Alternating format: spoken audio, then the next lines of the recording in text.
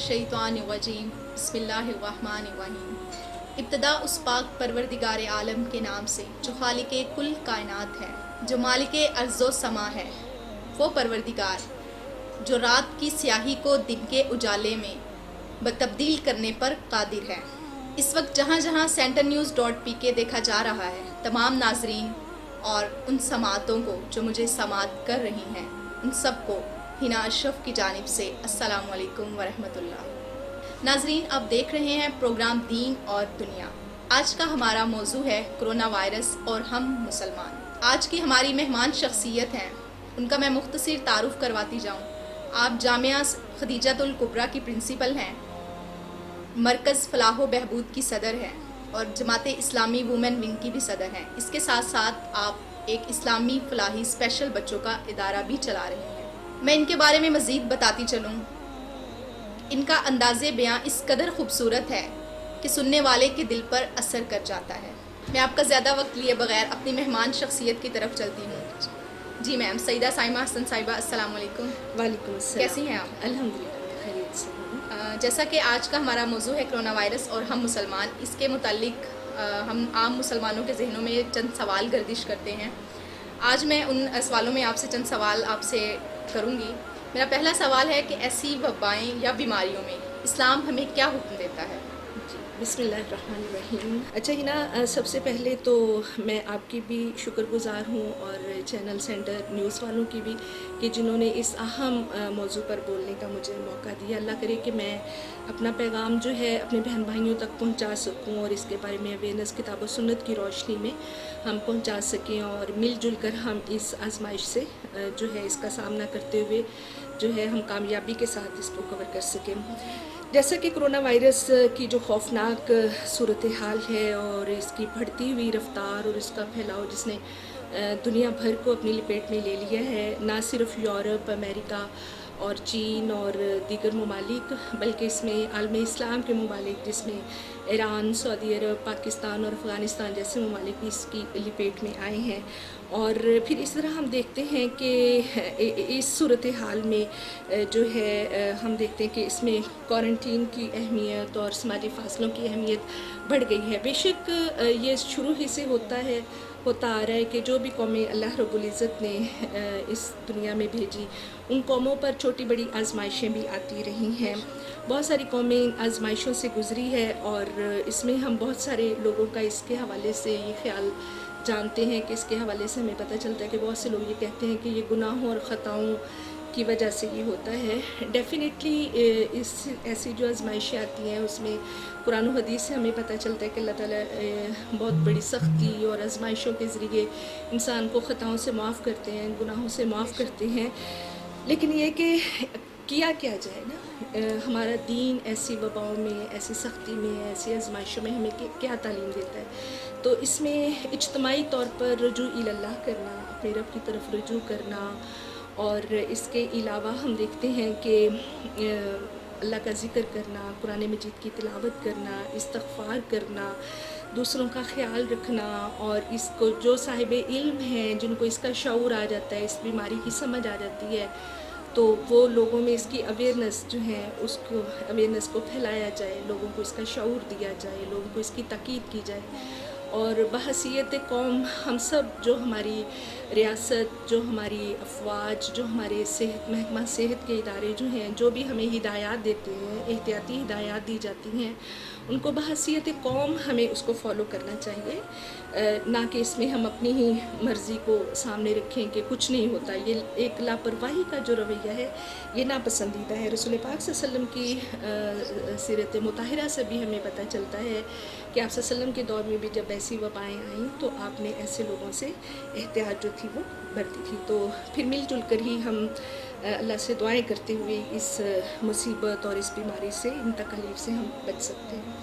ऐसी वबाई बीमारी में अपने मुसलमान भाई से हाथ ना मिलाना, जिस तरह हमें कहा जाता है कि सोशल डिस्टेंस रखें, गले ना मिलें, हाथ ना मिलाएं, इसके मुतल्लिक इस्लाम क्या कहता है? क्या ऐसा करना जायज़ है? इसके बारे में मुसाफ़ा करना अगरचे सुन्नत नबवी सल्लल्लाहु अलैहि वसल्लम है, مگر جب ایسی اس قسم کی متعدی وبا پھیل جائے اور ایک دوسرے سے اس کو منتقل ہونے کا خوف ہو تو اس سے رک جانا بہتر ہے، کیونکہ آپ صلی اللہ علیہ وآلہ وسلم کے دور میں بھی ایک جذام کا مریض تھا، کوڑ کا مریض. جب وہ آیا تو آپ صلی اللہ علیہ وسلم نے اس کو اس کی جگہ ہی سے واپس کروا دیا تھا، اس سے مصافحہ بھی نہیں کیا، اس سے بیعت بھی نہیں کی اور اسے وہیں سے گھر جانے کا حکم دے دیا تھا. تو کرونا وبا میں احتیاطی تدابیر کے پیش نظر دوسرے لوگوں سے علیحدہ رہنا ہی ضروری ہے. اسی طرح ہم دیکھتے ہیں کہ عمر بن شرید رضی اللہ عنہ نے اپنے والد سے روایت کیا کہ ثقیف کے وفد میں ایک جذام کا مریض تھا، تو رسول اللہ صلی اللہ علیہ وسلم نے ان کو پیغام بھجوایا اور فرمایا کہ ہم نے بالواسطہ تمہاری بیعت لے لی ہے، اس لیے تم اپنے گھر لوٹ جاؤ. تو اس حدیث مبارکہ کی روشنی میں ہمیں پتہ چلتا ہے کہ وبا سے بچاؤ اور احتیاطی تدابیر جو ہیں ان کو اپنایا جائے، ان سے ہم لوگ بچنے کی کوشش کی جائے. اور اسی طرح آپ صلی اللہ علیہ وسلم کی ایک اور حدیث ہے، آپ صلی اللہ علیہ وسلم نے فرمایا کہ کوڑ کے مرض سے، کوڑی سے یوں بھاگو جیسے تم شیر سے خوف زدہ ہو کر بھاگتے ہو. گویا ایسے موقع پر وائرس زدہ کا سامنا کرنا نہیں چاہیے، اس سے بچنا سنت ہے. ہم مسلمان جانتے ہیں کہ ہر مصیبت اور آفت، ہر بیماری اللہ کی طرف سے ہے، یہ ہمارا ایمان ہے. لیکن آج کل آپ دیکھ رہے ہیں سوشل میڈیا پہ بھی جو چیزیں گردش کر رہی ہے کہ یہ یہودیوں کی سازش ہے. کہا جا رہا ہے کہ یہ بیماری، یہ کرونا وائرس انسانی پیدا کردہ بیماری ہے. اس میں کتنی صداقت ہے، اس بارے آپ کیا کہیں گے؟ جی دیکھیں ہی نا، اللہ رب العزت جہاں پر انسان کو نعمتیں عطا کر کے آزماتے ہیں نا، تو وہاں پر اللہ تعالیٰ قوموں کو آزمائشیں دے کر بے شک آزماتے ہیں. اور یہ جب آزمائشیں ڈالی جاتی ہے تو اس لحاظ سے جو دنیا کی آزمائش ہوتی ہے نا، اس میں اللہ تعالیٰ نیک اور بد کا فرق نہیں کرتے. اللہ تعالیٰ کبھی بھی برے انسانوں کو دنیا میں سزا دے کے ان کی سزا کو کافی نہیں کرتے، ان کے لیے آخرت کی بھی سزا ہے. نیک بندوں کے لیے یہ ہے کہ اللہ تعالیٰ جو مومنین ہیں ان کو آزمائش اور ان کو چھوٹے چھوٹے عذاب دے کر اللہ رب العزت جو ہے ان کو جھنجھوڑتے ہیں تاکہ یہ رجوع اللہ کریں، یہ اپنی اصل کی طرف آئیں. اور یہ جو آزمائشیں ہوتی ہیں، یہ جو کمزوریاں ہوتی ہیں، اس کے پیچھے خدائی اسکیم شامل ہوتی ہے، اللہ تعالیٰ کی کوئی حکمت مضمر ہوتی ہیں. اس پہ انسان جب اپنی کمزوری اور بے بسی کو دیکھتا ہے تو خدا کی قدرت اس کو یاد آ جاتی ہے. جب وہ اپنی بیماری کو دیکھتا ہے تو اس کو اپنی صحت کی قدر ہوتی ہے. جب مصیبت کو دیکھتا ہے تو اس کو اپنی خوشحالی کی قدر ہوتی ہے. جب اپنی عاجزی کو دیکھتا ہے تو اپنے مالک کی پہچان ہوتی ہے. تو پھر یہ کہ وہ اپنے غلط کاموں سے توبہ استغفار کرتے ہیں. تو ایسی صورتحال میں کہ جب ہم نے ہماری جو صورتحال یا ہمارا جو رویہ رہا وہ ہم لوگ دیکھتے ہیں کہ جو کچھ آج کل کی دنیا میں ہو رہا ہے، ہمارے ساتھ ہو رہا ہے، ہم نے کبھی سوچا بھی نہیں تھا نا، نہ کبھی سوچا نہ کبھی دیکھا. غالباً حضرت علیہ السلام کے بعد اب پوری دنیا ہی ایک جیسی مصیبت کا شکار ہے، پوری دنیا ہی اس وبا کی لپیٹ میں ہے. ہم اس میں دنیا میں امریکہ دیکھ لیں، صومالیہ دیکھ لیجئے، چین یا پاکستان کو دیکھ لیں، سب کے سب ایک ہی طرح کی آزمائش میں ہیں. سچی بات یہ ہے کہ ہم بہت کچھ دیکھ رہے تھے. ہم کشمیر میں، فلسطین میں، بوسنیا میں، شام میں، عراق میں، برما میں بلکتے مسلمانوں کو دیکھتے رہے. اللہ اکبر. ہم اس دنیا کے کفر اور الحاد کے برپا ہوتے طوفان کو دیکھتے رہے. ہم نے سمندروں کے ساحلوں پر انسانوں کی لاشوں کو تڑپتے دیکھا. ہم 11 ماہ سے کشمیر کے اندر مسلسل لاک ڈاؤن کو دیکھا. وہاں کمزور ہوتے لاغر ہوتے جسموں کو دیکھا. وہاں دوائی سے تڑپتے مریضوں کو دیکھا اور ہمارے ضمیر سوئے رہے، ہم اس پہ نہیں ہلے. ہماری اکثریت اس کی خاموش تماشائی بنتی رہی. ہم گولہ بارود میں تڑپتی جلتی لاشوں کو دیکھتے رہے، ڈگریوں کی فکر کرتے اور قرآن سے دور ہوتے نوجوان نسل کو دیکھتے رہے. ہم نے اپنی آنکھوں سے قرآن کو جلتے دیکھا. اللہ اکبر. ہم نے توہین رسالت، نعوذ باللہ، توہین ناموس رسالت کو دیکھا. ننھی بچیوں کی عزت کو پامال کرتے ہوئے ان کو کچلتے ہوئے دیکھا. حقوق نسواں کے نام پر ہم نے گھروں کو ٹوٹتے ہوئے دیکھا. ہم نے کرونا کی صورت میں کرونا کی سختی کو دیکھا. اللہ تعالیٰ سورہ سجدہ میں ارشاد فرماتے ہیں، آیت کا مفہوم ہے کہ ہم بڑے عذاب سے پہلے چھوٹے چھوٹے عذابوں سے آزمائیں گے. تو یہ جو کرونا ہے یہ ایک وارننگ ہے، یہ اللہ تعالیٰ کی طرف سے ایک تنبیہ ہے. اس وقت ہی نا مجھے عراق کے اس بچے کی پکار یاد آ رہی ہے جس بچے نے کہا تھا کہ میں اپنے رب سے جا کے شکایت کروں گا، میں اپنے رب کو جا کے ساری خبر دوں گا. اور شام کی وہ بچی کہ جب کیمرہ مین اس کی عکاسی کرنے لگا تو اس نے کہا اب میری عکاسی نہ کیجیے کہ میں بے حجاب ہوں. اور افغانستان کا وہ بچہ جس کا بازو زخمی ہو گیا تو ڈاکٹر نے کہا آپ کی بازو الگ کرنی پڑے گی. تو اس نے کہا میری جو قمیض کے بازو ہیں میرے جسم کے بازو کو تو الگ کر دیں, میری قمیض کے بازو الگ نہ کیجیے گا کہ میرے پاس پہننے کے لیے یہی قمیض ہے. وہ اسی دنیا کے باسی ہیں ہمارے ہی موجودہ دور میں. میں تو یہ پریشان ہوتی ہوں کہ روز قیامت ہم نبی صلی اللہ علیہ وسلم کو کیا چہرہ لے کے جائیں گے کہ آپ صلی اللہ علیہ وسلم کے ہمارے دور میں یہ سب کچھ ہوتا رہا اور ہم کھلی آنکھوں سے یہ سارے تماشائی بن کر یہ تماشا دیکھتے رہے. تو یہ تو ہمارے لیے تنبیہ اور آزمائش کا وقت ہے, نہ کہ ہم سازشیں کہہ کر اس سے کنارہ کشی نہیں کر سکتے. ہمیں اپنے اعمال کا جائزہ لینا ہوگا. اب دیکھیں ان حالات میں بھی ہم اپنے سامنے جنازے اٹھتے اپنے پیاروں کو دیکھ رہے ہیں, لیکن ہم دیکھتے ہیں دوائیوں کا مہنگا ہو جانا اور اس میں بھی کرپشن لوگوں نے اتنی زیادہ کی, کبھی اس کو ذخیرہ اندوزی کو ہم دیکھ رہے ہیں. یہ ساری خرابیاں یہ چیزیں تو ہمیں جھنجھوڑنے کے لیے آئی تھیں, نہ کہ اس سلسلے میں ہم لوگ اس سے جو ہے کرپشن میں مبتلا ہو جاتے. پھر اسی طرح حضرت عقبہ بن عامر رضی اللہ عنہ سے روایت ہے کہ انہوں نے نبی صلی اللہ علیہ وسلم سے پوچھا کہ اللہ کے رسول صلی اللہ علیہ وسلم فتنوں کے دور میں کیا کیا جائے, تو آپ صلی اللہ علیہ وسلم نے فرمایا فتنوں کے دور میں اللہ کا ذکر کیا جائے, اپنی زبان پر قابو رکھا جائے اور اپنے گھروں میں رہا جائے. یہ تاکید ہمیں تعلیم جو ہے اس سے ملتی ہے. پھر اسی طرح سے حضرت علی رضی اللہ عنہ نے نبی صلی اللہ علیہ وسلم سے پوچھا تھا کہ اللہ کے رسول فتنوں کے دور میں کیا کیا جائے, تو آپ صلی اللہ علیہ وسلم نے فرمایا تھا کہ تعلق باللہ اور تعلق عباد الرحمن اور اسی طرح دعوت دین کا کام جو ہے یہ ہمیں فتنوں سے بچاتا ہے. تو نہ صرف یہ کہ ہم ان کاموں کی طرف رجوع کرتے ہیں, ان کاموں کی طرف لوٹتے ہیں, ہم نے اور خرابیوں میں ہماری قوم مبتلا ہو گئی تو یہ اللہ کی ناراضگی. اب دیکھ لیجئے حج بیت اللہ کا, یعنی میں تو پریشان ہوگی جب مجھے پتہ جب یہ خبر پڑی کہ صرف 10,000 مطلب حجاج جو ہیں وہ حج کر سکیں گے, تو اس میں بڑی فکر بڑھ گئی کہ شاید اللہ نے بھی اپنی ناراضگی کو دور نہیں کیا. تو یہ لمحہ فکریہ ہے کہ ہمیں اپنے رب کی طرف رجوع کرنا چاہیے. آپ نے جیسے کہا کہ حج کا آپ نے بتایا ہے, اس کرونا وائرس کی بیماری یا اس طرح کی بیماریوں میں عبادات میں جو خلل پڑتا ہے, جیسے اب باجماعت نماز ادا نہیں کر سکتے ہم لوگ, تو جیسے رمضان المبارک میں بھی تراویح میں بھی مسائل کا شکار تھے ہم لوگ بہت. تو اس حوالے سے کیا ایسا جائز ہے اسلام میں؟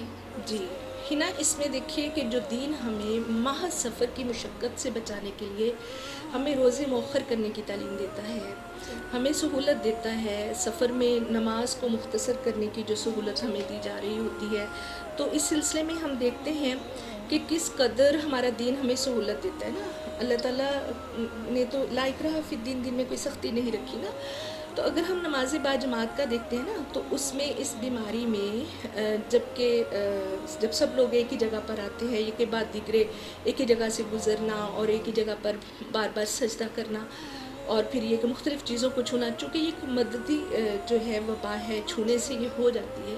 تو اس سے اپنے آپ کو بچانے کے لیے تو اس چیز سے ہم کر سکتے ہیں. جیسے نبی صلی اللہ علیہ وسلم کے بھی دور میں ہم دیکھتے کہ جب بارش تیز ہوا کرتی تھی تو کہا جاتا تھا کہ نمازیں گھروں ہی میں پڑھ لی جائیں.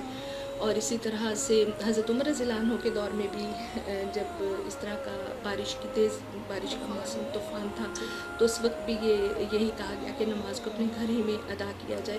تو یہ ایک بڑا, اگر ہم مومن ہر طرف سے خیر ہی سمیٹتا ہے, اس کرونا اس شر کے اندر سے بھی خیر ہے ہمارے لیے, وہ یہ ہے کہ ہم نماز باجماعت کا گھروں میں اہتمام کروائیں. ہمارے جو بچے ہیں, بوائز ہیں, ان کو بڑا اچھا موقع ہے ان کے قرآن دہرائی کا, وہ قرآن مجید کی ان کی دہرائی ہو جاتی ہے. پھر اس طرح گھروں کا ایک ماحول بنتا ہے. یہ بڑا اچھا ایک گولڈن چانس یہ بھی تھا ہمارے پاس کہ ہم بہت اچھے طریقے سے اس کو جو تھا اس طرف کیا جا سکتا تھا.